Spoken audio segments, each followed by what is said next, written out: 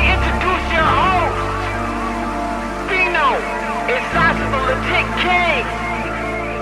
It's the start of the show, time to walk through the smoke. When I enter the ring, I jump over the ropes. I feel like Mysterio, I ain't no joke. Titles, I held them both, call me Chris Jericho. Time to cash in my money in the bank. Just like Sheamus when he beat Roman Reigns. Meet me in the cage, like Undertaker when he met Kane. I don't play games, I'm no Triple H. The crowd screaming, you rock like my name's Dwayne. The crowd screaming, you suck like your Kurt Angle. In the ring, I'm the boss just like Sasha Banks. So you'll get whipped like the intro from Sable. King of my stable, don't matter the label. Smackdown or Raw, you get put through a table. Pushed off a ladder or choked with a cable. Throw me a chair, I'ma give him a facial.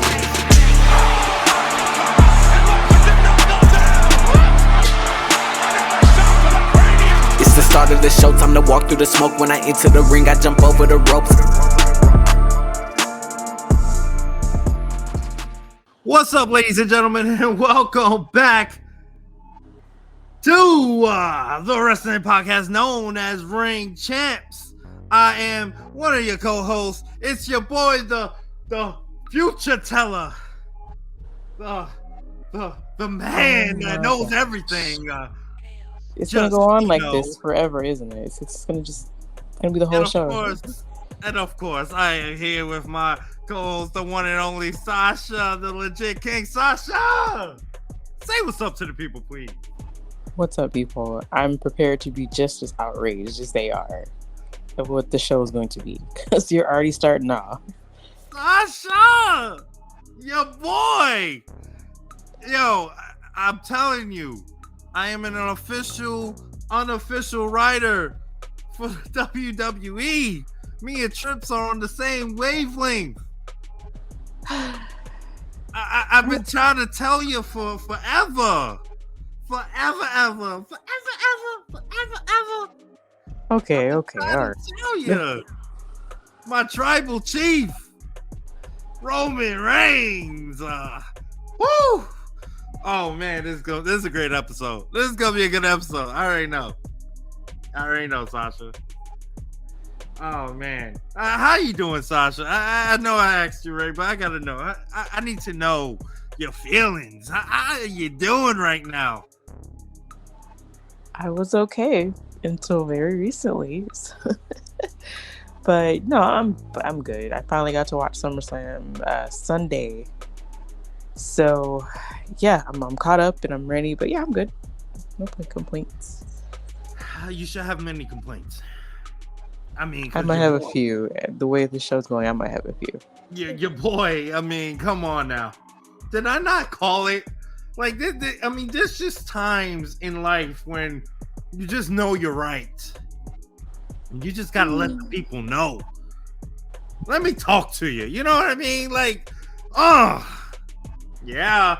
Like, you just gotta know. And I just feel great. This is a very, very special day.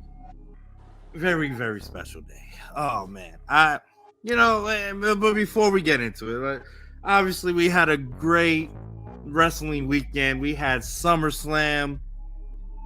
What a great event that I thought it was a really great event, and not just because of the main event, but just overall. It was just a really good show. And then follow up by a great Monday Night Raw. I gotta give, we got to give major props to the WWE for their fantastic weekend. Their 3-day stretch was just amazing. God,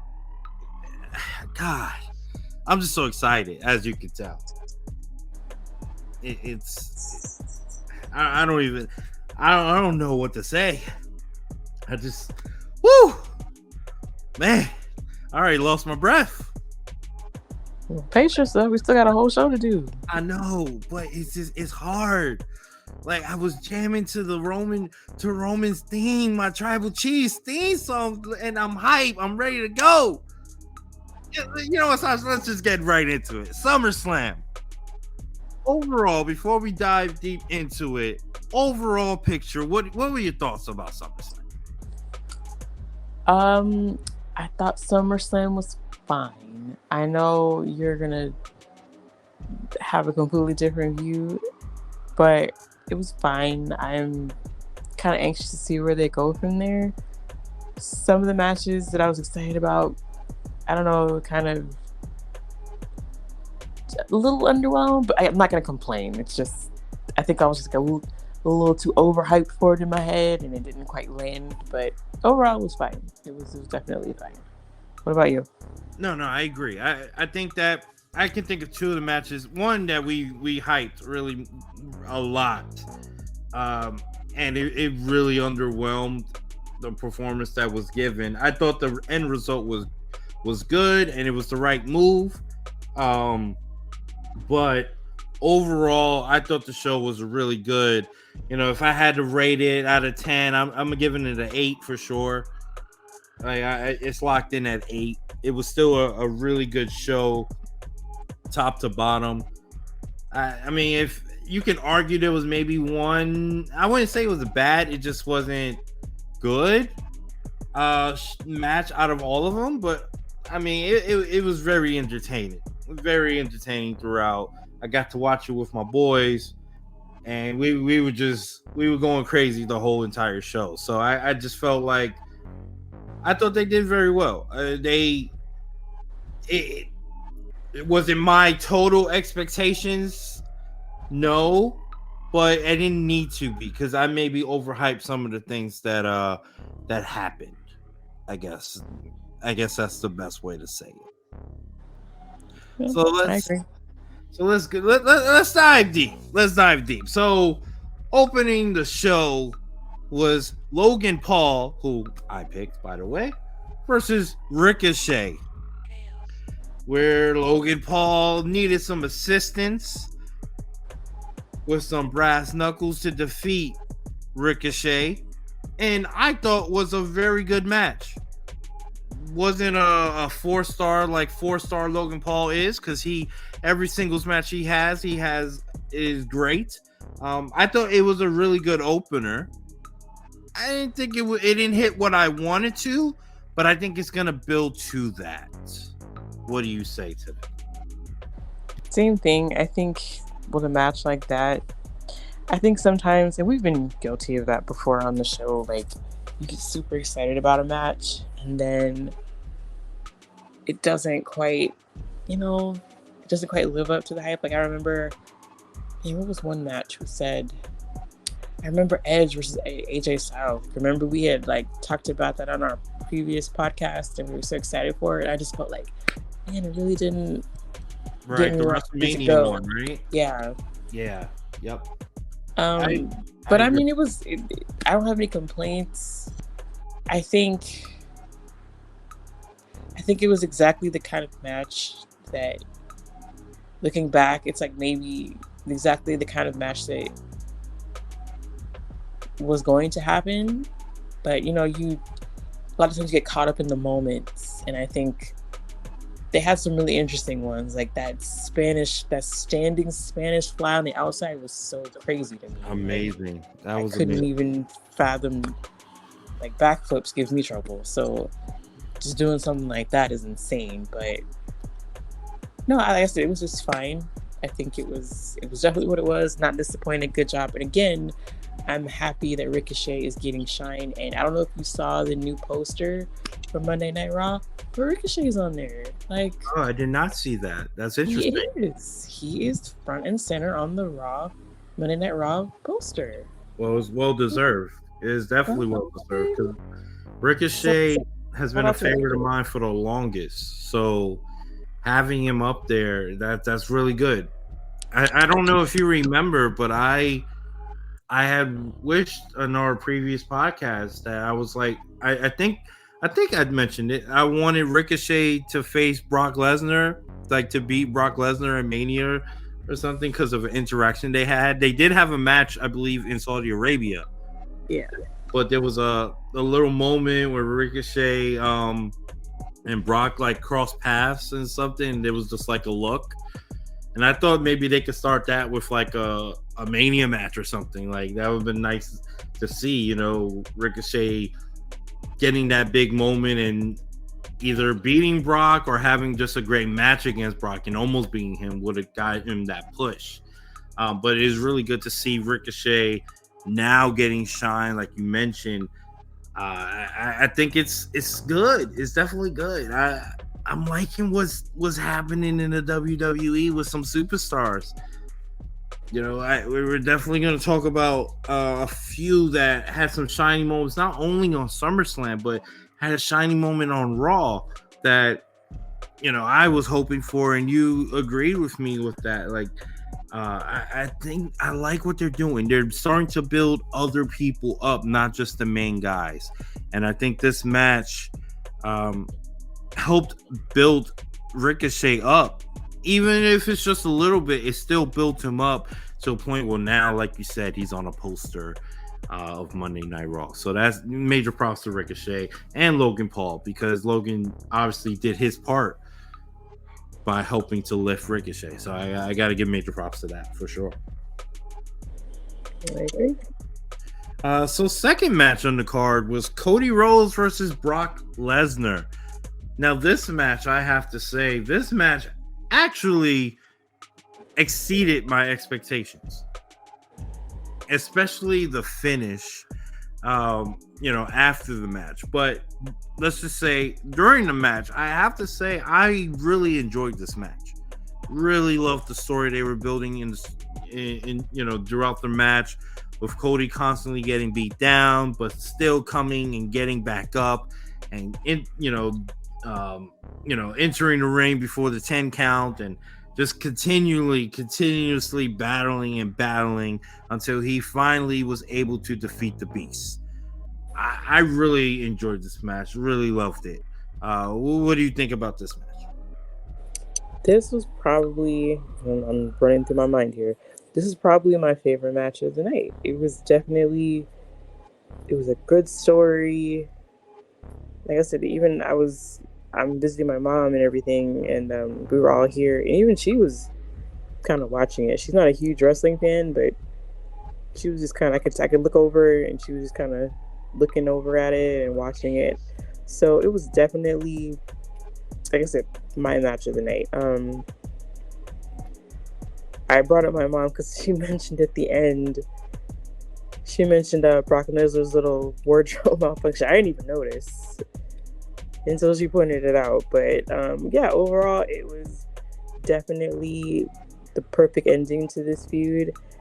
We talked about this many times, that, you know, Cody losing at WrestleMania was not the end of the world. This is all part of his story. You know, this is making his rise even better. So this was perfect. I think the way that they are moving Cody Rhodes along is the absolute perfect way to do it. So, and Brock Lesnar acknowledging him at the end was really, really good. So I dug it. And I really like the fact that was an unplanned spot. That was not supposed to happen. The end result with him shaking Cody's hands and lifting it up in front of the crowd and giving him his respect. That's major props from Brock Lesnar for him to do that. That just shows how much respect he has for Cody. And I like it. That was like that really helped elevate that match to a bigger level, just because of that little moment. I don't think Brock Lesnar gets enough credit for how well he helps build other people. Like, he has helped build a lot of characters, a lot of wrestlers' careers, and he doesn't get a lot of credit for that. So we got to make sure that he does get those props. You know, I know that unfortunately he was the one that defeated The Undertaker and defeated his streak. And even though we say he didn't need it, I think that even with that, you would think that a man like him, as dominant as a man as him, as much power as he has in the WWE or just in the world in general, you know, that he doesn't need to help others, but he does. He continuously does. So I got to give major props to Brock Lesnar for that unplanned spot, because that definitely helped elevate Cody even more. Even though Cody didn't need it, it still helped him, and that's definitely a plus. So I definitely like that for sure. So the next match was the 25-man Slim Jim SummerSlam Battle Royal. This match was won by my boy L.A. Knight. Yeah. I didn't think it was nothing special. It was just a normal battle royal, basically. It had some good moments. I like the surprise Omos entering the battle royal. Thought that was pretty cool. Definitely, we hadn't seen him. I think was it since Mania or maybe a little bit after. I that's the last time I remember seeing Omos was Mania, but it could have been a little bit after. I don't remember. I know I had seen on Instagram a couple weeks ago he got married, so maybe that's where he was. But yeah, it's been a while. It's definitely been a while. So we mentioned this on the last show, on the last episode, where we talked about LA Knight, getting that big win. Do we believe that this win is that? Were we right about that? Like, this is going to be the big win that will help catapult them. I mean, I hate to jump to the next Monday Night Raw already, but I feel like it kind of accomplished that, especially that now I don't know if they're gonna enter a feud, but that moment that he had in the ring with Miz, I feel like maybe we were right. This is the match that definitely helped him elevate to now getting into that main event status. So so like I said on the last show, I agree that he needed a win. He definitely needed a high profile win. I don't think this is going to catapult him into main event status. I thought about this. Obviously LA Knight is just, people just love this guy. There's a huge groundswell behind him. All well and good.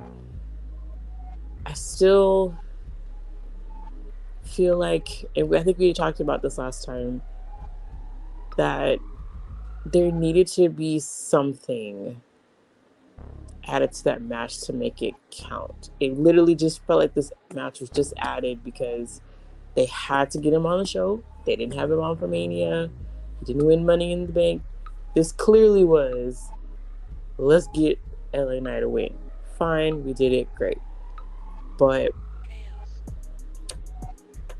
I'm hoping this is the case with this feud with The Miz. Even though technically LA Knight's not even on Raw, which is fine, we're going to just cast that to the side. I'm really hoping that this feud with The Miz is going to be what he needs. Because at this point, the groundswell is great. All the shirts and the chants, wonderful. But if they don't hurry up and do something, it's not going to mean anything after a while. I think with LA Knight, all the yeahs, which is great. I love a good yeah, love it. But they got to hit now. You got to give us a little bit more to keep on with this. Because after a while, you can only yeah so much. And it's going to be just like, okay, what else is next? Because think about things like, and it might be a reach. But we wrestling fans, we love to hit on a trend, boy. We love to hop on something. Remember, everybody was fandangoing a couple years ago. That was real cool for a while. He had like a surprise one over Chris Jericho, but it didn't go anywhere. They need to, and I think that, like you said, I think something with The Miz is going to get him in the right direction. I don't think this Battle Royal was main event status, but everybody's saying he should win the Rumble. This better be the time. They got to really put, boots to the ground for this. Because to me, if they're just doing what they've been doing, giving him a little win here, it's something that doesn't mean much, if this Miz feud doesn't turn out to something, then personally, I don't think he should win the Rumble. I think with the popularity, that's great, but he needs a little bit more substance now. So that's just my opinion. I'm happy that he won. He got the win, which we needed. I really hope this Miz thing goes somewhere, because if it doesn't, I don't know. Well, let me ask you, is The Miz the right person to put in his first feud? Yeah, I think because you know we've talked about how great the Miz is. He really plays his role in his position extremely well. Um, Whether people want to, I mean, I don't think anybody's not going to admit it at this point. The Miz is, he's going to be a Hall of Famer. He deserves the respect that he's gotten. He's earned all his accolades and things like that. I think this is a good place for him to start. Like I said, I don't know why they're ignoring I mean, the brand split. I'm a big fan of keeping the brand split the way it is, but he needs a feud, so I'll look past that. I think the Miz is the right person. I think he has enough credibility. Granted, I mean he's the Miz at this point. It's like he's good at what he does. He's a company man through and through. I think this is good to start. I think the question is, where would we go from there afterwards? I don't have any issues in this being good. It's just after this, what are you going to do? Like, who do you have ready for LA Knight after that? But no, I think the Miz, this is good. This is good. I don't think you're going to have LA Knight running up in Roman Reigns' face just yet. I don't think you have, I'm trying to think who else is a top heel on a SmackDown. I'm trying to think. Yeah, I'm blanking out right now, but I think this is good for him. No, and I would say I think the Miz is perfect. I think the promo proved that promo battle they had proved that Miz is perfect because it's elevating what LA Knight can do best. His best, what do you call it? The best things he can do is his mic skills. I think Miz said it best. He's like he's an Attitude Era cosplay. He's a mixture, and this is one thing I hate to mention it on the show, but I was having a conversation. I've had several conversations with one of my friends, Fred. Shout out to my boy Fred, who he keeps telling me, and this is one thing I hate, but he keeps saying that LA Knight stole things from The Rock. He stole shit from Stone Cold Steve Austin. The two guys that I think that most people would connect LA Knight to. He's kind of like a mixture of both of them, is what a lot of people say he represents. A lot of old time wrestlers like Kevin Nash at one point said it. Booker T said the same thing. Although Kevin Nash, to be fair, did take back what he said because he didn't know too much about LA Knight in his past wrestling career. But I think that I don't like the fact that my friend Fred said stole. Because I think every wrestler, if you want to say, every wrestler steals. I was gonna say, like, that's just wrestling. I always tell my boy Fred, I'm like, yo, steal is the wrong word. It's the best thing I would say is like they take, but it's kind of like it's inspired. I guess it's the best thing. Yeah, you borrow and you improve upon it. You pick little things and then you make it your own. And I think that's one thing that LA Knight has done is that he has taken little things from Rock, taking little things from Austin, or taking little things from everyone and made it his own thing. And I think that the Miz is a perfect person to bring that out even more. If that promo battle did not prove that, I don't know what else can. I mean, that Miz we got, to be fair, to be honest, that it reminded me of the SmackDown the SmackDown live after show. What do you call it? Talking Smack. The Talking Smack Miz that we got versus Daniel Bryan. Like, it was that kind of energy. I felt immediately. Like, Miz is one of the best talkers in the business ever. Like, not just now, ever. Miz is that great. And you're right, he is definitely a Hall of Famer. If anyone doubts that, they should not be a wrestling fan, because they obviously do not know how much. Like, one thing, I think it was Bubba Ray Dudley on his show. He said that he gives Miz so much respect because to go from the lowest point you can be to get to the highest point you can be, which was, he went from the lowest point, which was getting kicked out of the locker room by Benoit and all that for the chicken episode and all that, to main eventing WrestleMania, then to drop down to nothing again, and then to lift his back all the way back up to becoming a 2-time Grand Slam champion. Which is, he's still the only one to do that, correct?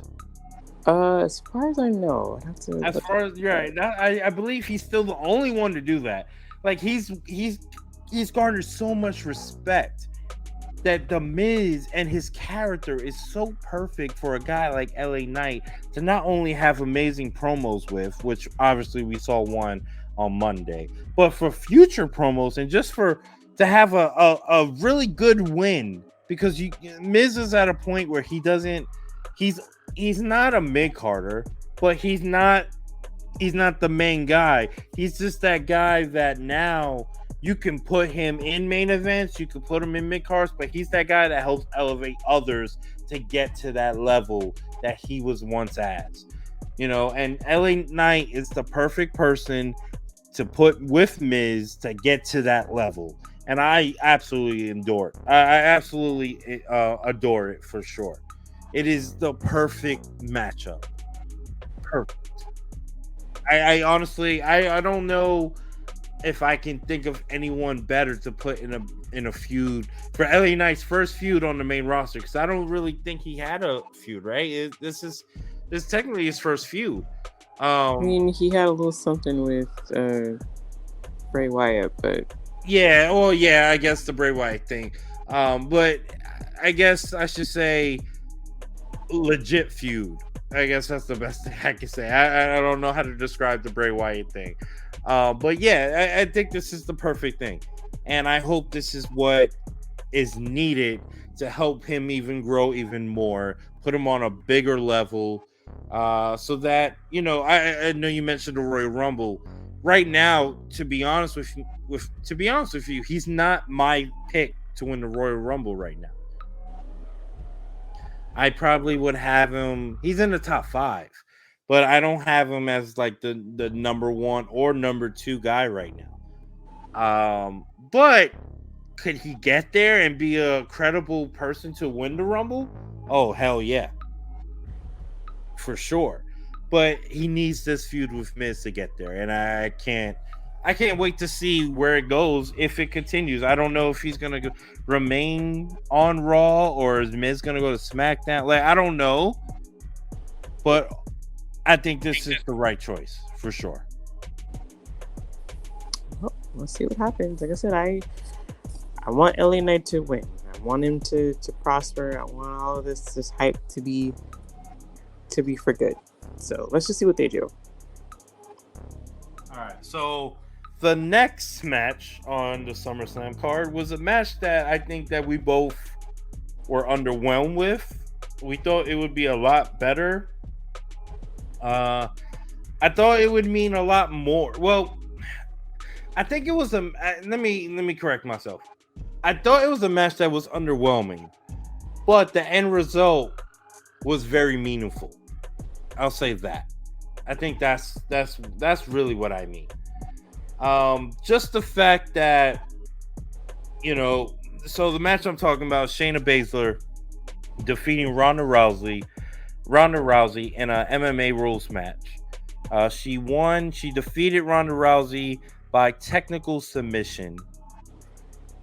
This was a very short match. It was only like 8 minutes long. I don't even think it was 8 minutes. It was like maybe 7 or so minutes long. But it was I I have to say it was a hard hitting match. Obviously, if you look at Shayna Baszler and Ronda after the match, they were both beat up very badly. But it wasn't the level that I think we both expected or wanted.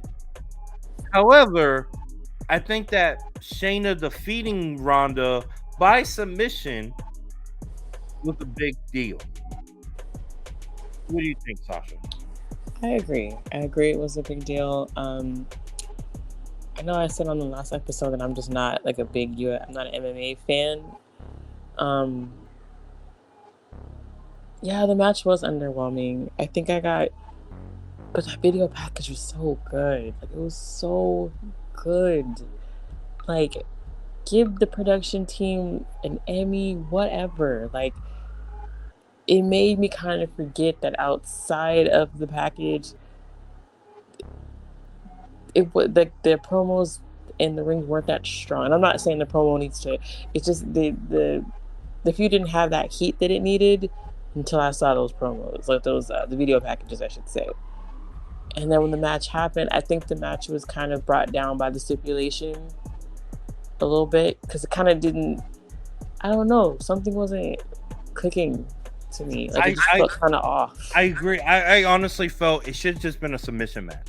Yeah, it just kind of. I feel like it very limited. And like I said, for somebody who doesn't watch MMA, I really wasn't sure what that meant. Like, when I actually sat down and watched it, I was like, wait, what does this mean? So the actual rules, it was you were to win by knockout or submission. So that is what the MMA rules match. It was supposed to be knockout or submission. So we did get a submission. I personally would just have had it as a submission match. Yeah. Only because both women are known for their submissions.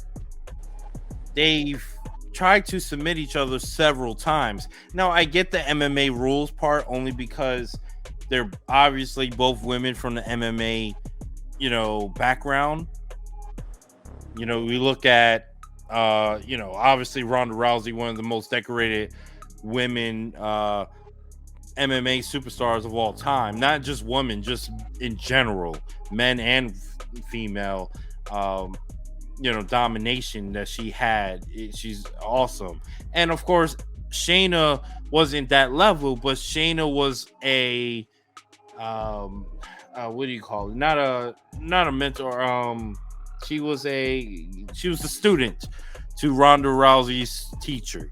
So I get the MMA concept, but I think that's just a straight submission match, especially with them trying to submit each other several times over the last couple of weeks.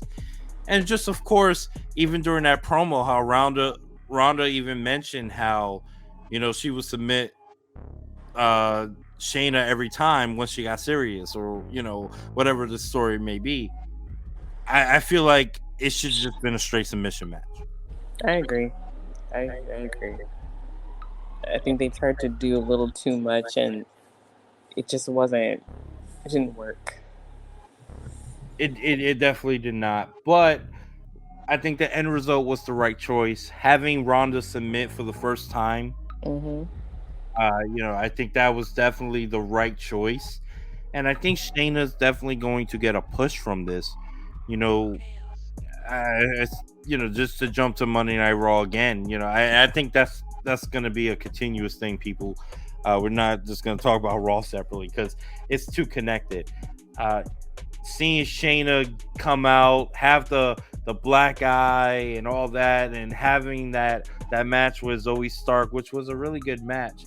It felt like she was getting kind of a push. And then they teased a feud with Becky, which goes back to their WrestleMania match that they had during the pandemic.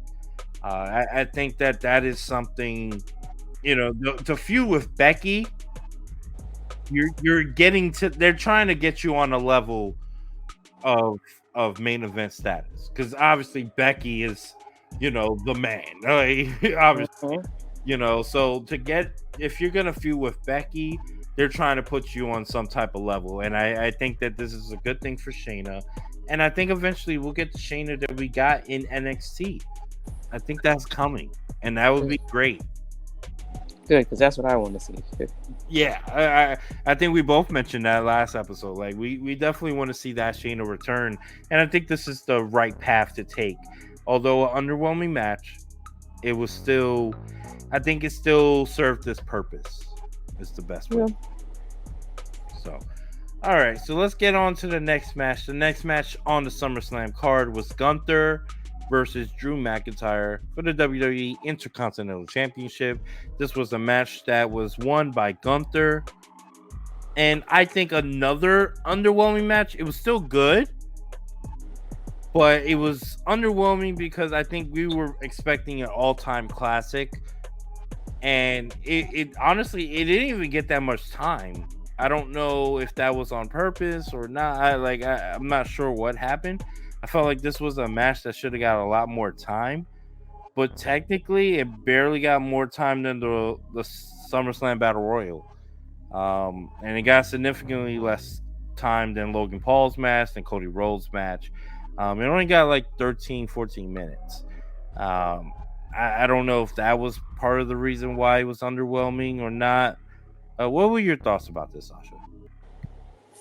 First of all, I was very disappointed that Titus O'Neil was not ringside. Let me just put that out there. Yeah, because it's at this point, it's like Gunther is gonna hit the record for Honky Tonk Man, so it kind of took away a little bit for me. The outcome, it was like I knew Drew wasn't winning. Yeah, it just wasn't that triple threat at WrestleMania was so good with Sheamus and Drew, and I felt the story was a lot better. You know, Sheamus and Drew being close, and then Sheamus trying to chase the Intercontinental title, and I just felt like that was a little bit more cohesive than this. But so the match was fine. It was hard hitting. It was definitely what I expected from those two, so it was fine to me. See, I feel like that's the operative word of the night. It was fine. It was good for what it was. I just expected a little bit more. I thought Sheamus obviously had a way better match with Gunther, but that might have been just because of the time and where it took place and why that got so much time. I wish they would have got more out of it, but for what it was really good.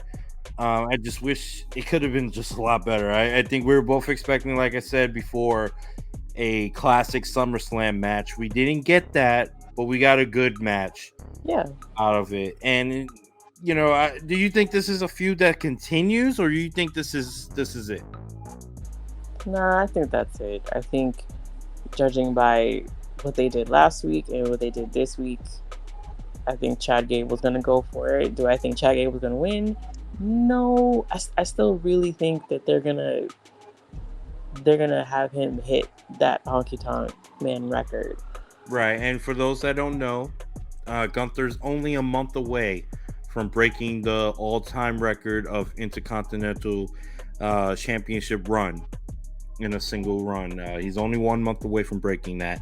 I believe it's like September 9th or something like that, or 8th. It's something like that. It's the early September where he will break that record. I think that's like a week after the PLE, though. Yeah, it's exactly a week after the PLE payback. Okay, so then there you go. I think that's very significant because I wonder who he will face if he does fight it at that match. I mean, at that pay-per-view. I don't know. Right now, we have no idea. You know, I could see them maybe I could see them doing something where like Gable will. Let's actually just jump into that because Chad Gable did win a fatal 4-way to become the new number 1 contender for the Intercontinental title. He defeated Tommaso Ciampa, Ricochet, and Riddle on Monday Night Raw in a very, very good match to win in his hometown of Minneapolis, Minnesota. And he got to celebrate with his son in a great moment after the match. I thought that was really good.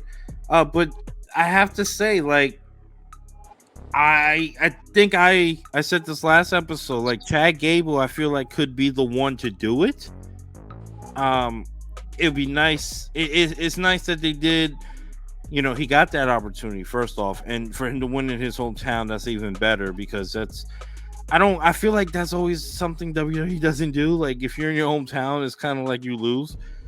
It's kind of weird that they do that, but that seems to be kind of like a trend, and they kind of went opposite of that and had him win. And for him to be the new number one contender after that outstanding match that he had against Gunther prior to SummerSlam, I think is a good move. I really do. I don't think he beats Gunther in the first match, but I can see him beating him maybe right after he breaks it or something like that. Like Yeah, later I don't down the think he road. holds it too long after they break it. I think they're just holding out for the record. Right. And I still think Gable's still the one to do it. I really do. I think the crowd is behind him. They're starting to get behind him. They obviously were behind him in his hometown, but even building up to this moment, into this Raw, like they were starting to slowly get behind him as well. So I think Gable has so much potential. We both see it, and I think eventually he will get to that point. I think so. Talk about perseverance. Talk about the Miz. I mean, he went from American Alpha, which was great, to being with Shelton Benjamin, which was nice. It wasn't quite him and Jason Jordan, and then being Shorty G for I don't know why, and then making Alpha Academy something. I mean, he's really just stayed the course, and I'm really happy for him. That's true. I never thought he could be in the discussion to dethrone Gunther, but yeah, after he beats the record, I'm not mad at Chad Gable beating Gunther at all. It's a good story, and I like it. Do you think there's a possibility that with LA Knight on Raw that maybe LA Knight could be that person? No? Okay. No. I was just wondering because I feel like that would be a nice stepping stone also for LA Knight if he was the one to beat Gunther. I mean, in theory, yes. Anybody who's going to beat Gunther, that's going to be something big you talk about. But I like what they're doing with Chad Gable, and I feel like Chad Gable's. I don't like to make predictions like this, but I'm like, let's see what happens in a year with Chad Gable. I got a good feeling about him. He's really making a lot happen, and it's just been quietly and just kind of slowly making his way. I feel like the better story would be Gable, though. I agree. No, I do agree. It would be better with Gable, but that's just an interesting note I wanted to mention or at least ask. All right, so let's get on to the next match. The next match was for the World Heavyweight Championship. It was a singles match. This is a match that hit you at home very, very much. Boy. Seth freaking Rollins versus Finn Balor. In a match that Seth freaking Rollins was able to retain his World Heavyweight Championship. Sasha, let me know what you think about it. Man, first of all, I'm so mad that it was this match and the last match that had me stressed out, like I said last episode. And then neither one of them. It just made me so mad. Finn Balor should have won this match. I don't care what anybody says. I love Seth Rollins. I respect him. Shout out to that ridiculous outfit he had on Monday, the loud ass shoes. I do enjoy Seth Rollins. With that being said, I'm so mad that Finn Balor did not win. I saw what they did on Monday. The dissension is continuing with him and Damian Priest. I just thought it would be so much more interesting if Finn won. And then had that paranoia set in with Damian around the corner. I get that they had, what's his name? JD. How do you say his last name? JD Madonna. Okay. I do like that. That is one positive. I do like that he said something on Monday when, Finn and Damian were talking. It was a good match. The end was just a little underwhelming. It was just like, he was trying to help, and then at the end he slid the briefcase. He watched, Seth stomp him, and he just kind of just that facial expression. He just was like, okay, this is what it is. It was just, I don't know. It just wasn't. I would have preferred Finn win clean. I felt like you hyped this up for 7 years. Why couldn't Finn win this? Why couldn't he do it? That doesn't mean necessarily that Damien would have cashed in on him then. I just don't understand why it couldn't have been Finn, because now with Seth, I mean, we saw what happened on Monday. I guess him and Shinsuke are gonna have something, which is fine. But I don't know. I guess I just in my own head I had Finn in Judgment Day, and that title already booked up in my imagination. So no, I have to say though, I think the way they ended that match was actually perfect. Although I agree. I think Finn. I would have picked Finn to win that match. I did pick Finn. I'm sorry, but I wanted Finn to win that match. However, I think the way they did it was actually perfect, because I think that the Judgment Day is a group as excellent as they are. The dissension actually meant more than the title for that group. Like, they don't need the title for the dissension. And I think that it actually increased because of the loss more than him winning the title and then Damian Priest being Mr. Senor Money in the Bank. Like, it increased that dissension, especially with the addition of JD McDonough now into it. Like, I think it's exactly what it needed. Like I said in the last episode, I'm perfectly fine with either one winning. We both love Seth freaking Rollins, of course, but I just feel like that it was a really good ending, and I like that the future storylines surrounding it they definitely got increased. You don't need the title to upgrade that storyline. Would it have helped it? Yeah, of course it could have helped it for sure, but just having that type of situation surrounding it, I think that was I think was the right move. Looking back on it, at first I didn't like it. Well, I'm not saying like I wasn't a big fan of it, but now that I look in hindsight, I think it was the right move. I mean, I guess I can understand that. All I'm saying is that when Finn Balor eventually turns on my Senor Money in the Bank, he better go for broke. He better lose his damn mind on this man, because that's the only thing I can think of that would justify that outcome. He better. Somebody mentioned if he cost Damien that cash in. I'm so torn about that. On one hand, that would be a great story to tell. On the other hand, I'm just like, man, don't cost my guy his title. No, I definitely see that happening. I definitely see that. I'm so torn. But you know what? I think at the end of the day, though, it's gonna be great. They're building a lot of different storylines. Let's jump ahead to to what you mentioned about Shinsuke. Shinsuke being the next. It seems like he's the next in line for to fight Seth Rollins. I like that, because it's another new face in the main event picture. They've been teasing Shinsuke turning heel for the longest now. And now he's finally a heel by turning on Seth, attacking Seth, hitting with the Kinshasa.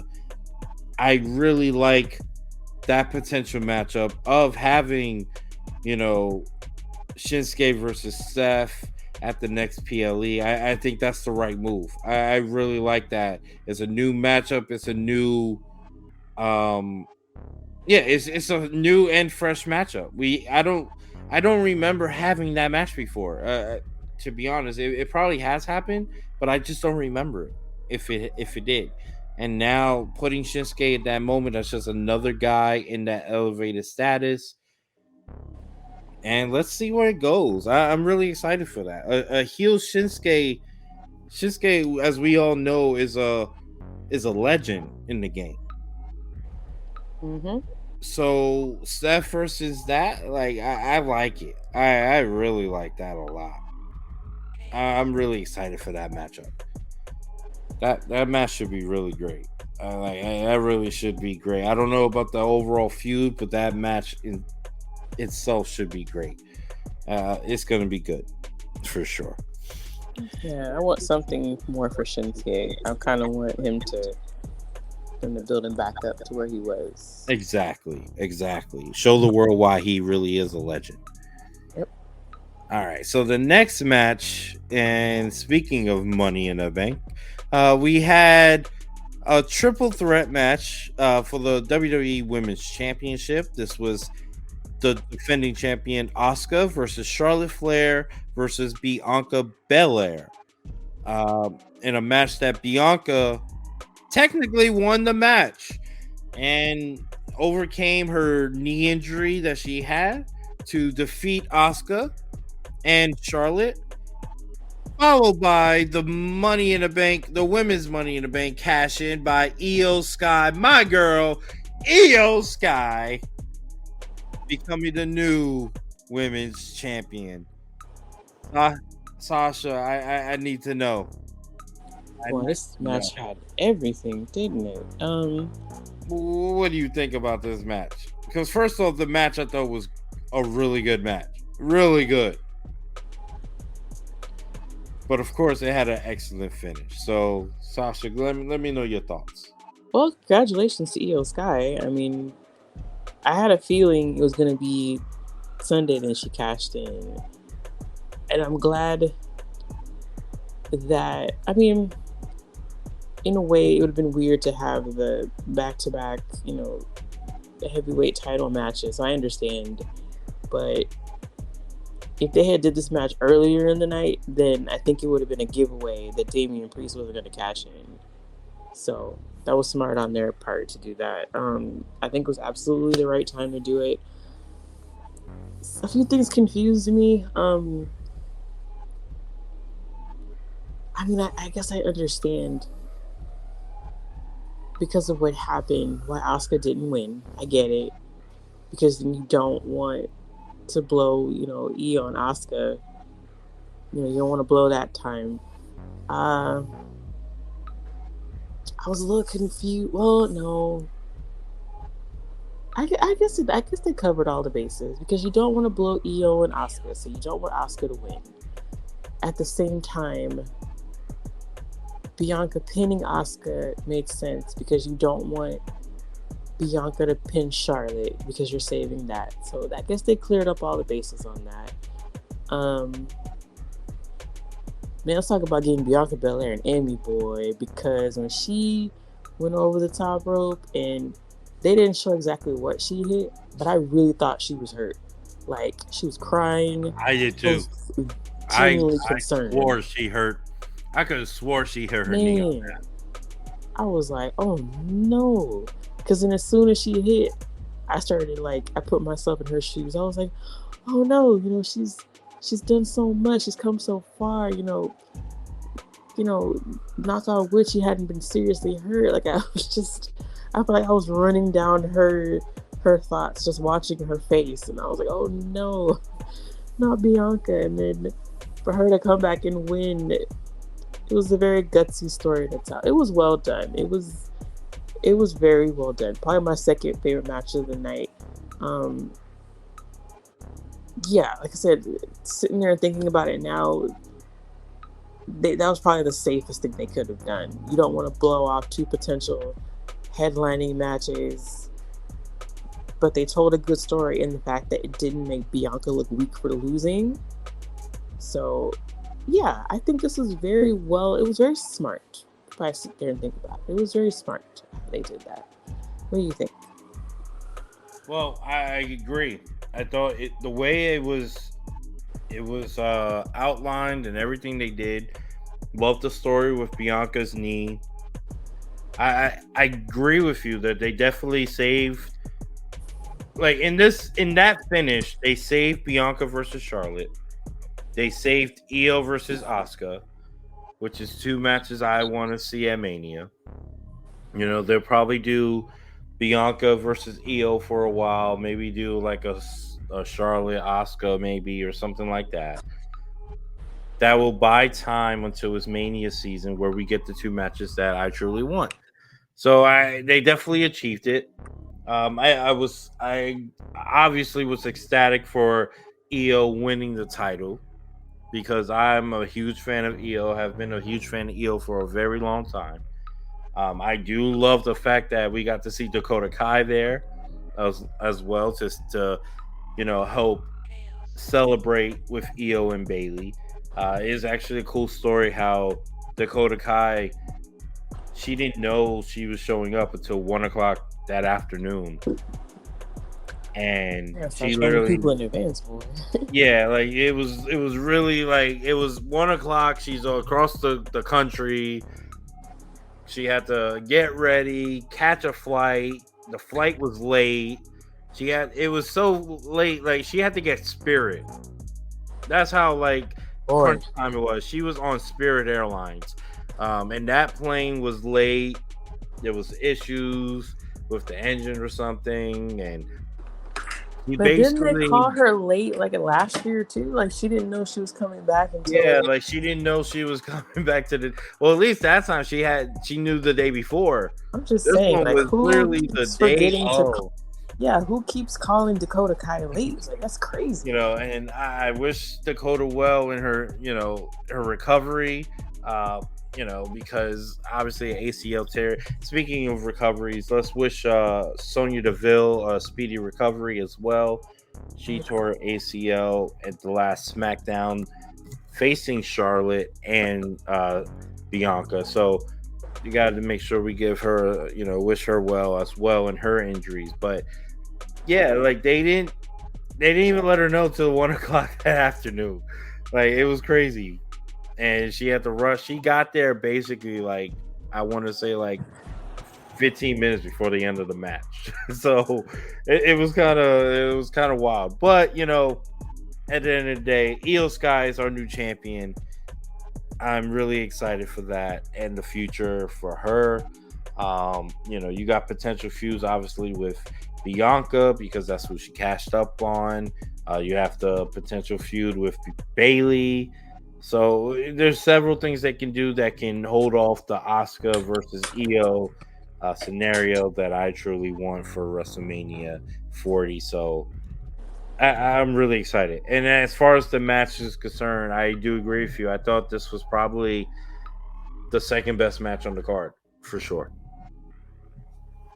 So, gotta give them major props for that match. And as far as Io winning that title, thank you, Io, for becoming the new women's champion. Can we go ahead and end the show right now? We don't have to talk about the last match. I think we've done Oh, enough. yeah. All right. So, thank you guys for tuning in.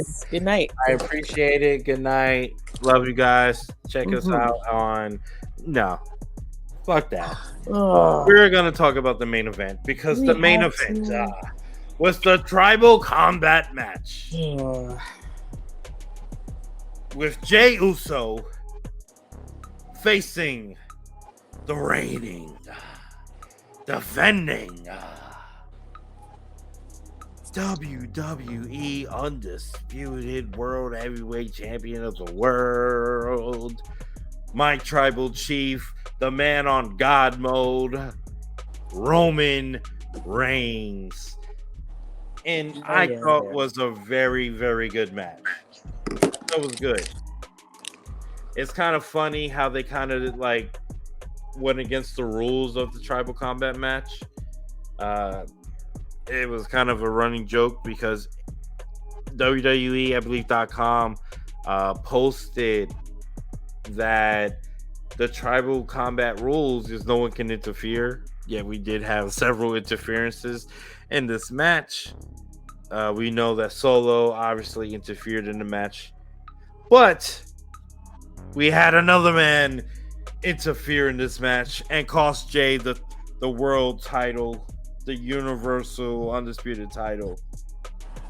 It was a man that I predicted in a very, very eloquent soliloquy on the very last episode. My boy Jimmy Uso cost Jey Uso the match and helped Roman Reigns win and retain his title, just like I predicted. I mean, I don't know, fortune telling, future teller. I don't know what other nicknames I need. I'll think of some more because obviously I deserve them all. Sasha, please tell me your opinions on this match because I already said mine. You already know what I feel. I mean, this match definitely capped off the worst predictions for a show I've ever done. So at that point, I was like, oh, I felt like I was like playing cards, and I knew I was gonna lose the last hand. I was like, yeah, okay. No, I mean, I was disappointed. I really thought like Jay's gonna be the guy, but then I don't know. I really thought it was gonna be Jay. I was actually started to believe like, okay, Finn lost. All right, I'm not gonna get that. It could be a chance. I was a little disappointed, but I do remember that interview the Usos did with Ariel Helwani, and Jay did say he wanted to fight his brother at WrestleMania. So I'm happy. There could be a chance. I heard that they really want to hold off on that. I don't know how they're gonna, put this off for 8 months, but we'll see. I guess the important thing is that even though he didn't win the title, I still hope going forward that they continue to treat Jey Uso like they have been, because he has done a phenomenal job. Like, I don't think anybody had on their bingo card at all Jey Uso turning into a main eventer, and that's not a slight against him. Him and his brother, they came in as tag team wrestlers, and they were a tag team for a very, very long time. So when Jimmy went out and this opportunity opened up, it's just like, he's so different. Because like I said, when I started watching Usos, the one that I knew the most was Jimmy, because him and his wife, Naomi at the time, now Trinity, were on Total Divas. So you got to kind of see more of his personality. He just seemed to have the more outwardly, he just had that, I guess, an extroverted personality more so than Jay. And to see where Jay has come up now, like, you see that when he came out and he was like moving his arms up and down, and he had the whole crowd doing it with him. Yes, excellent moment. That was great. So I'm sad he didn't win the title, but long live main event Jey Uso. This guy, he is completely just changed, and the bloodline, they've really elevated this, and I'm looking forward to seeing where this goes now. Like I said, it wasn't the outcome that I wanted, but I'm still very heavily invested in the career of Jey Uso, and I want to see how they do this. And now I guess if LA Knight can stumble upon Raw, even though it's SmackDown, I mean, hell, at this point, when is Cody Rhodes going to go ahead and just stumble over to SmackDown and go get Roman? Because if it ain't Jay, I guess eventually it's going to have to be Cody then. But I don't know. I disagree with that. I'm going to say this. It's going to be Solo. I don't see that. I'm going to say this. So, obviously, I predicted what was going to happen. I basically said it word for word. We got Jay as a main event. He's main event Jey Uso for a reason. He's headlined several events and stuff like that. But it's always Jay that seemed to capitalize. Where is Jimmy?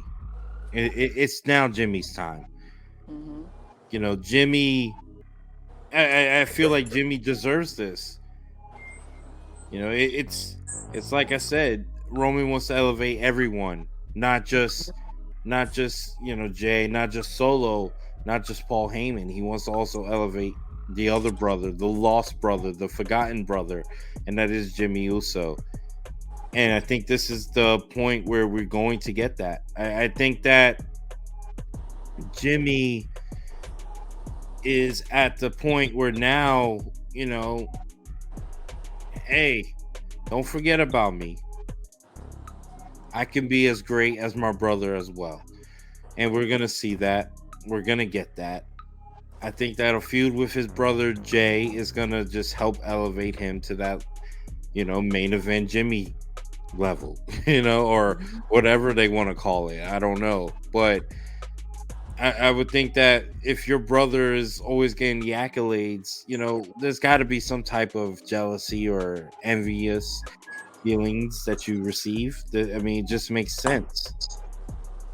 Yeah, even if Jay wasn't getting the accolades, kind of going back to my earlier point, Jimmy just seemed like the more extroverted one, and to have Jay come and surpass you, like if you've always kind of had that role of the twin that everybody kind of knew more, and then he just comes right up after you go down with an injury, like I don't know. Like I said, there's so many things they can do with this. There's so many layers to it. And that's again what makes the Bloodline story so interesting.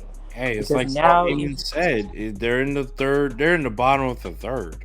Like, yeah, like I wonder if they like storyboarded this. Like I feel like there's like a wall somewhere, like what they do with Marvel movies, and they're like the Bloodline saga, just on little index cards, just framed out on a wall somewhere. I'm sure there is. I want to see that.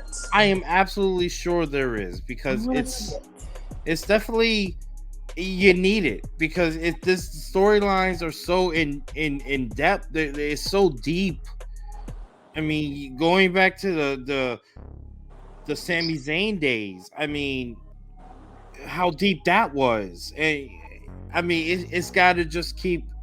It's got to keep improving. It's got to keep getting better. And the only way for it to get better is for a brother versus brother type of storyline. I mean, I hate. I mean, obviously, I predicted it, but I feel like it was coming from. We've seen signs of this for the longest. Yeah, I mean, if you look back, you can definitely point to different, parts of the last 3 years where it's absolutely justified. So these promos are going to be bananas when they start coming down. That's why I can't wait for SmackDown, because SmackDown, we're going to be hailing to our tribal chief. The promo between Jimmy and Jay that could potentially happen this Friday is going to be amazing. And the future promos and the future battles they're going to have. I mean, I could definitely see this as a multi-match, feud, and it's a well-deserved one. And maybe this can also continuously at the same time help Jay maybe build upon that hype he has, and maybe he can be, right now, currently, he's still my favorite to win the Royal Rumble. Mm-hmm. I mean, so think it's like his Cody journey. Like, man, we wanted to see him do it, but he still has to go through this and that. Yeah, you gotta to face Roman. To honestly, let's be honest. To be on the level to defeat a man like Roman Reigns on the run that he is on, you gotta go through your trials and tribulations. You gotta face your hard times. And what it surprised me is that at WrestleMania, it was a multi-man match against Roman for the title. It wouldn't surprise me if it's like Cody versus Jay versus Jimmy or something like that. It wouldn't surprise me. Or Solo, or you could substitute anyone. Like it wouldn't not surprise me at all if that's the case we get.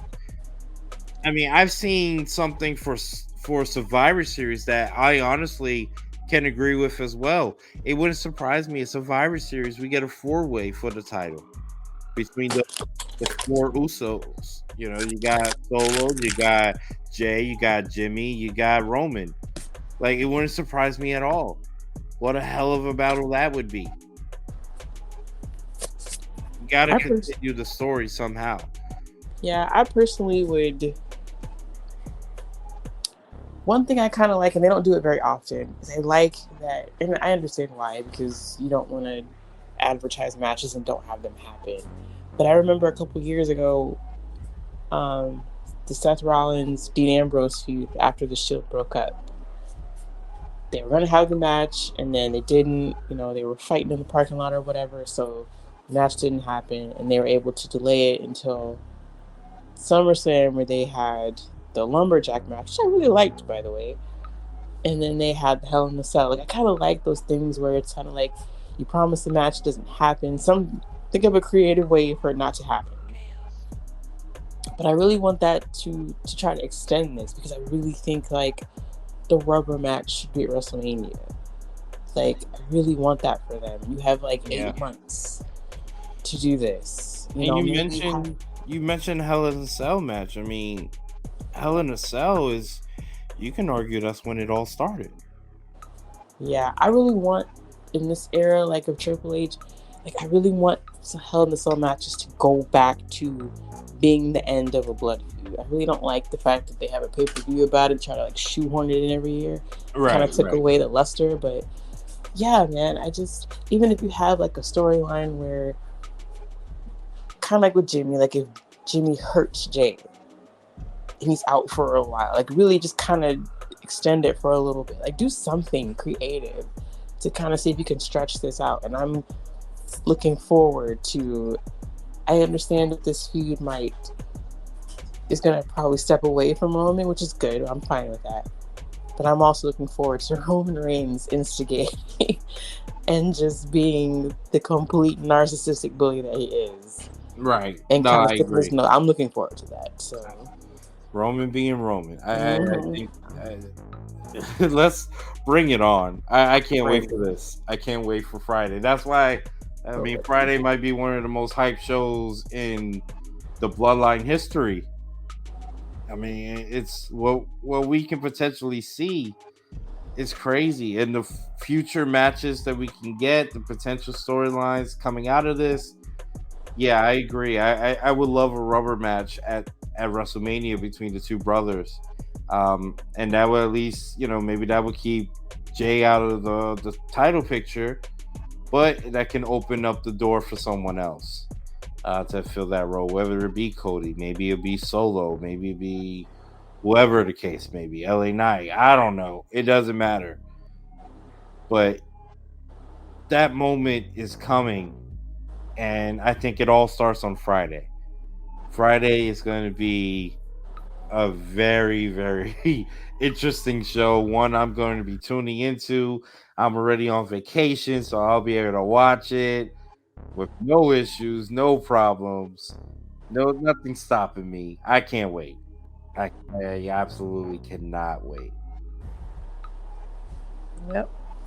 So even though I did terribly on my predictions this PLE, I mean, there is a bright light. I mean, I feel like the future is super open. I mean, we got a new women's champion in Io Sky. Just Jimmy and Jay, situation is about to go down. We got Shinsuke and Seth coming out of this. Possibly the continued rise of Chad Gable. Shayna Baszler back on track. Logan Paul's boxing again for some reason, but okay. Ricochet's on the poster, so we'll take that. We going somewhere. LA Knight and The Miz, I feel good. I feel good. Well, now I got a question for you. You mentioned a lot of names, but there was one name that you didn't mention that we don't know where his future lies. Where do you see Cody going next? He's defeated Brock Lesnar. What's the next, road that he needs to take? Oh, I don't know. I know that I think somebody had said Seth and Cody again, but I mean, clearly he's with Shinsuke. I don't know. That's a good question. That is a very good question. I don't know. All I know is, again, they've handled Cody coming back so well. And even him being hurt and coming back, like he's been a bigger star in this past year than arguably all the years combined that he was WWE's first run. Like, it's just different. Like, the crowd totally buys into him. So I'm not really sure where he's gonna go, but I look forward to it. And I think, I mean, granted, I mean, he has, you know, the lineage of the Rose family. He's been there a long time, but kind of to go back to the LA Knight thing, there's substance behind what's happening here. And that is the kind of thing that I want for LA Knight. Like, I want something more to root for him for, because it would have been, there's a lot of low hanging fruit there. You can say, oh man, he's part of this wrestling family, you know, let's get them to like him because of that, or his theme song is really cool, or you know, he's a good talker. But there's still, people are behind him, they feel him, they like him, you know. I want, and he's gotten those chances to prove that. I want that more for LA Knight. But as for Cody, I think the sky's the limit wherever he can go from here. I think, I don't know who it is, but I feel confident that he'll be fine whatever they do with him next. And I want more of AJ Styles too. Sorry, when he was in that battle royal, I was like, oh, AJ, like, I want something more for you, but we'll see. Now I got another question. What do you think about the tag team championships?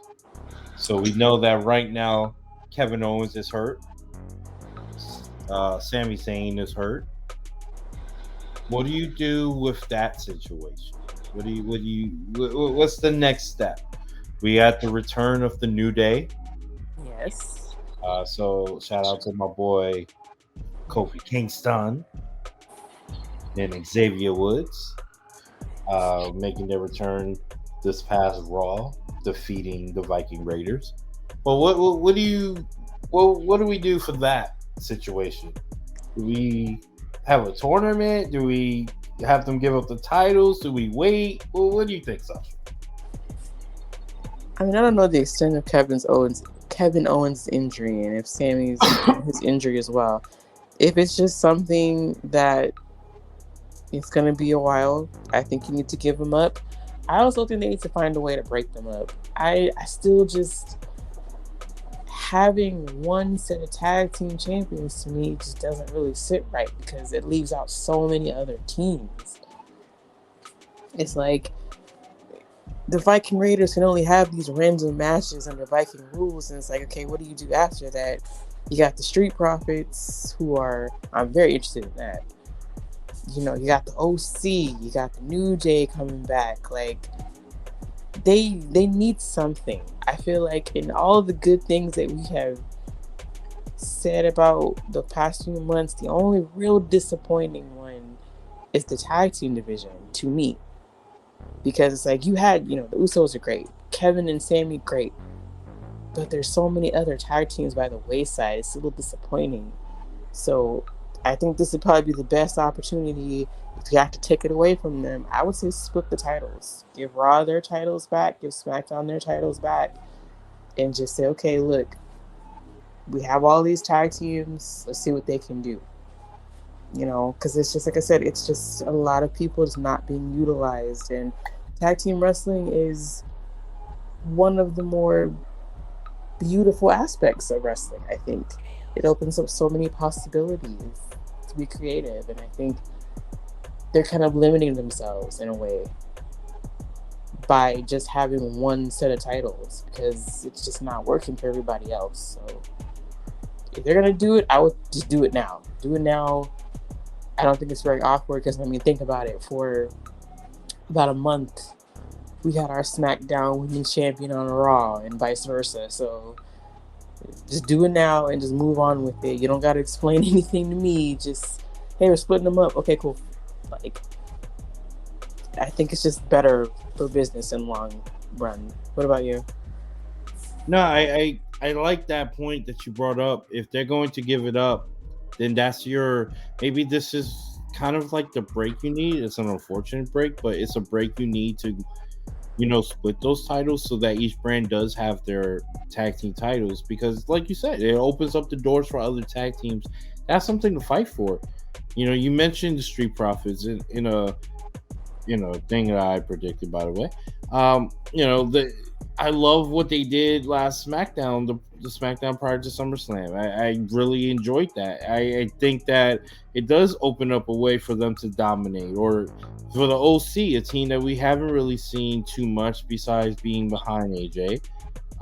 You got, well, unfortunately, um, Pretty Deadly's injured, but that's still a team you can eventually see. Maybe even Hit Row. Maybe they can get something behind them. I don't know. Just anything, to be honest, would be great. This is an opportunity where it's an unfortunate, situation, but you can take advantage of it, and this would be the perfect way to do that. Yeah, and it's not like if they, when they get better, they can come back and go for another title. They can go back and do another run. That's fine. Yeah, of course. I personally would love to see the New Day win the titles. I think they should somehow drop the titles and let the New Day run it. I would love to see Sami Zayn and Kevin Owens versus the New Day. I think that would be excellent. That's an excellent feud, or excellent just set of matches that they can have. I mean, what better else? I think that would be cool too. If you see, what if we don't get Jay versus Jimmy at WrestleMania, but we see a reunited Jimmy and Jay at WrestleMania, and we do get the dream match that they wanted, where it is a ladder match to recreate the past, legendary ladder match of the Hardys and Dudleys and Edge and Christian, and we finally do get the New Day versus Kevin Owens and Sami Zayn versus the Usos at WrestleMania in a ladder match or TLC match, whatever you want to have. And we do get that type of dream match like that. There's so many possibilities that can happen. Obviously, it's unfortunate due to unfortunate circumstances, but sometimes there's good things out of bad. Yeah. Like you gotta, we all, as Cody Rhodes would tell you, like there's always bad times. There's hard times. You know what I mean? But you overcome those hard times and you can get to a level that makes you even better. So I hope that they take advantage of this opportunity. Maybe give Kevin Owens and Sami Zayn a break. They've been on a long run. Let them heal up. Let's abandon these titles and give them up, and let's see what happens.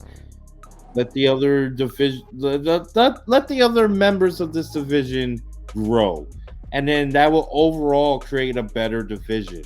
I think we can say the same thing for the women's titles. Unfortunately, Sonya Deville, like I mentioned before, tore her ACL, so I don't know what's going to happen with Chelsea Green and her, tag team championships. Do they fill that spot with someone else? Maybe someone on the roster that hasn't been utilized well. Maybe Aaliyah, maybe Natalia, maybe just anyone. Like, honestly, to fill that role, maybe not just give them up.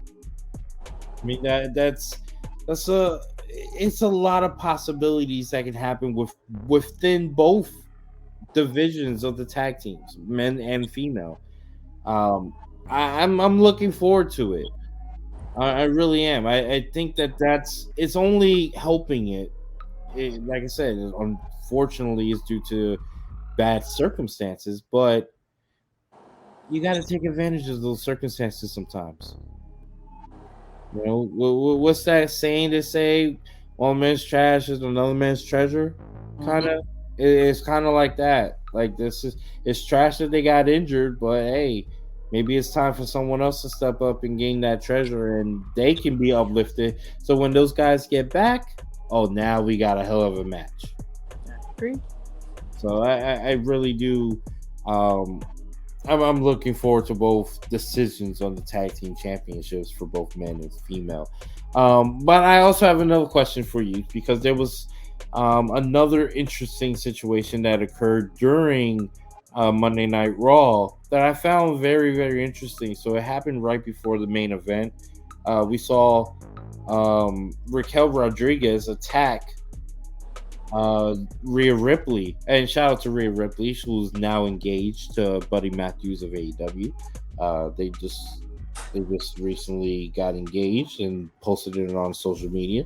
You can today. still hear half of Twitter crying as we speak about it. Oh yeah, I'm still hurt. It actually hurt me to say that because that's obviously Dom's woman. So I don't know what kind Because of it's not senior. Good luck to him. So like I I'm not said, hurt. I don't know what type of situation Rhea's running around here, but Dom's gonna set that shit straight soon.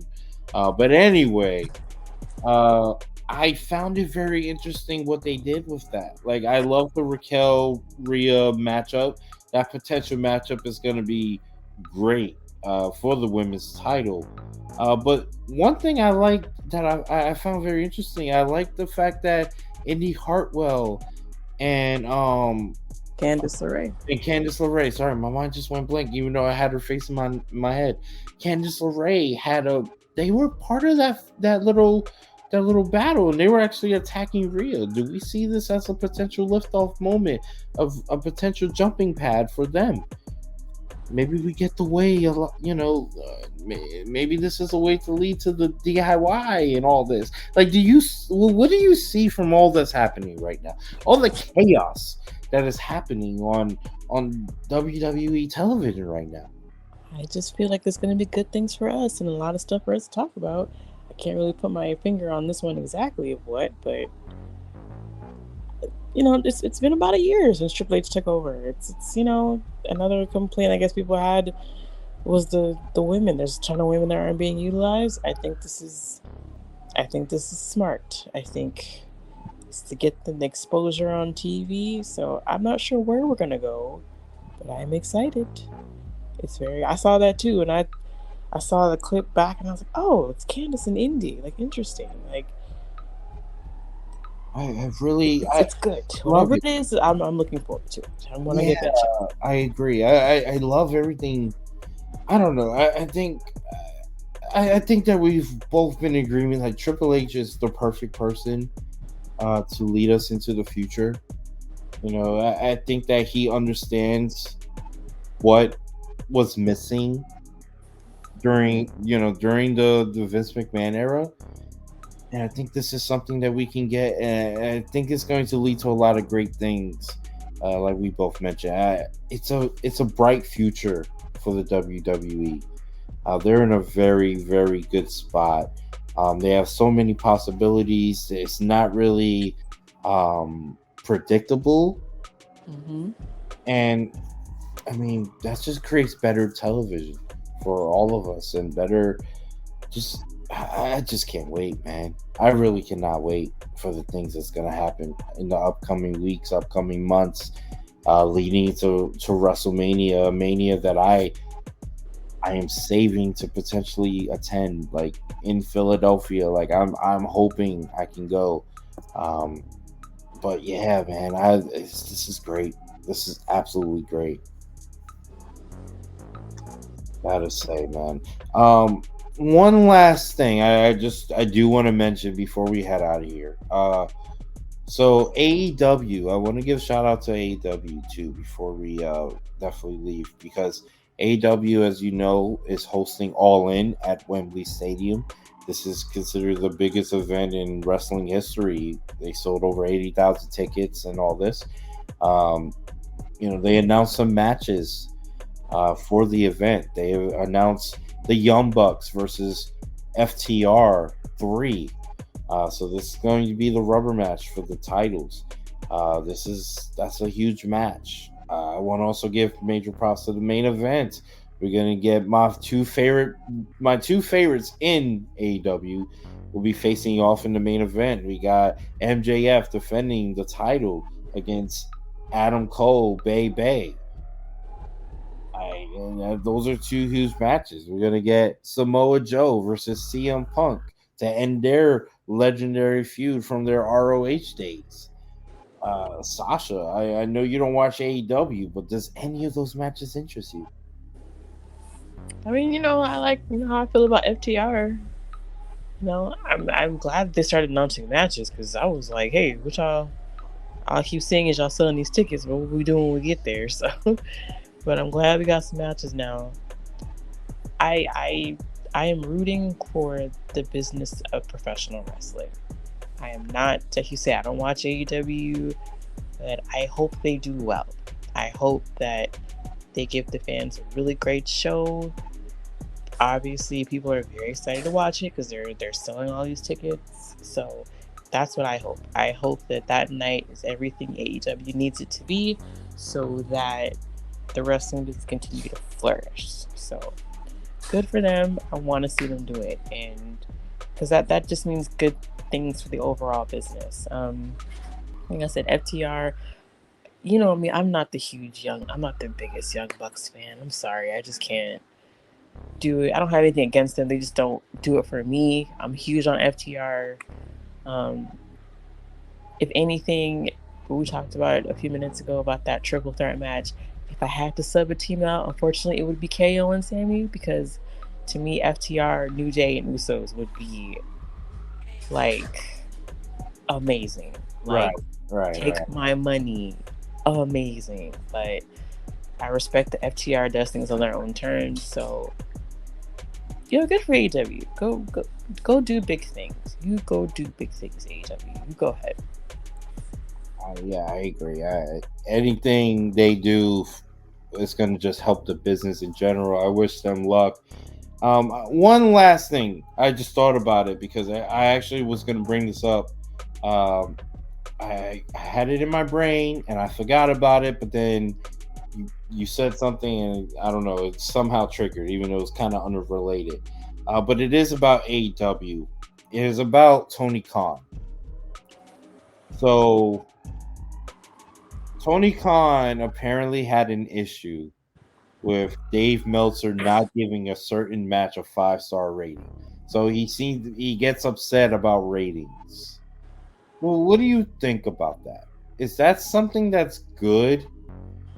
Or do you see that as kind of like a negative to, just in general, I guess?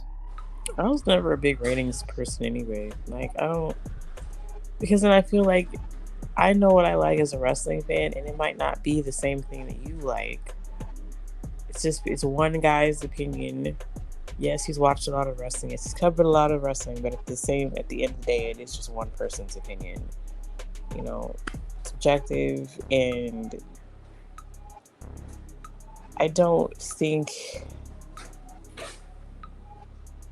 I don't know, I wouldn't get too wrapped up. Like, I don't have a dog in the fight. It's not my money that I'm putting up for this wrestling company, and I really don't care about the star rating. So really, if I had a lot of money, I surely wouldn't care about what Dave Meltzer says. It's just focus on your wrestlers, focus on what you're trying to build. Like I said, I don't know too much about AEW like that. It just kind of feels like it's just way too integrated as far as, the wink winks and all of the other stuff. It's just like, say what you want about WWE. Not to say they don't care about what Meltzer says or anything like that. Not at all, but it's very much business with them. Like, WWE's gonna do what WWE's gonna do. Right.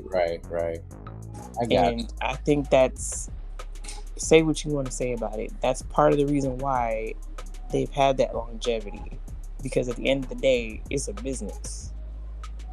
This whole thing if it's true, like I said, we don't know. If it is true, you gotta take your mind off of that. That's one guy. Well, wait, what you're saying what's true? What I said? If he was getting mad about it. Well, no, this Chris Jericho actually said this. Okay. So then again, I don't know as much about that, but yeah, in that case, it's like, dude, focus on what you're doing. Stay in your lane. You got a business to run. One guy is saying this stuff. I personally wouldn't be tripping about it too much. You worry about building your roster up. You worry about keeping your business afloat. You want to get that longevity. Yeah, you sold all these tickets at Wembley. Keep the momentum going.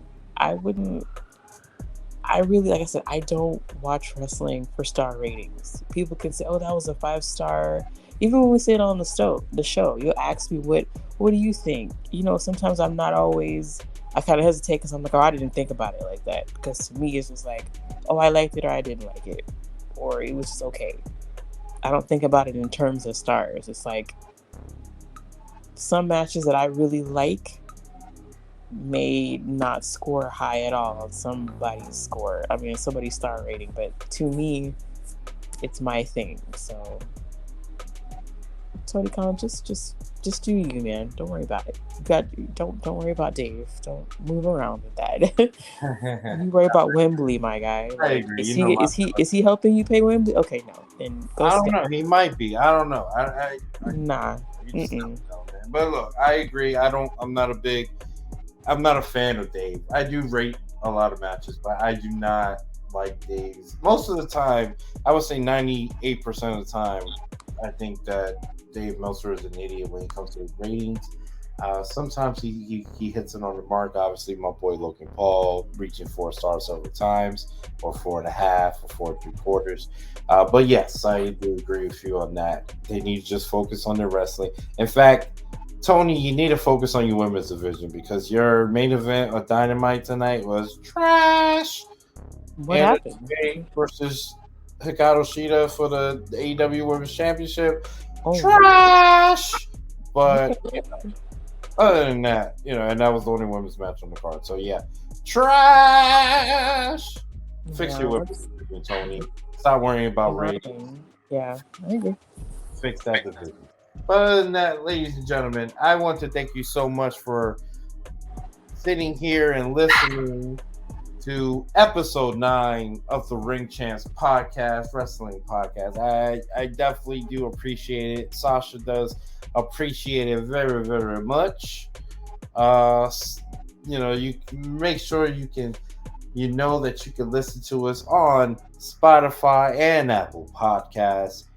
We are currently, I would say in the future, we're going to be working on creating a website so we can, get more engaged with the viewers, listeners, whatever word you want to use.